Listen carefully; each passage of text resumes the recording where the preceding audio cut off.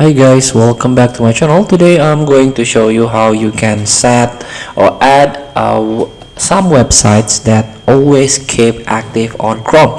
So I talk about a Chrome performance on your system. Let's start by tap three dot at the top right corner of your screen and then click on settings. Here you can see there are some settings that you can adjust, like performance. Click it, and under the general option of performance there is a feature that states always keep these sites active. Sites you add will always stay active and memory will not be freed up from them.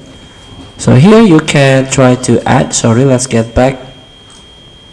Click add, and here you can add sites manually. You can set you add will always stay active and memory will not be freed up, and you can learn more about keeping specific sites active.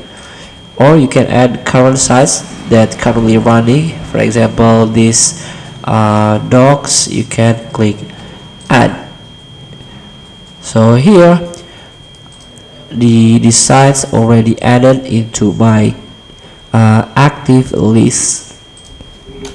Feel free to try. Thank you for watching. Don't forget to comment, like, and subscribe, and click the button below. See you in the next video.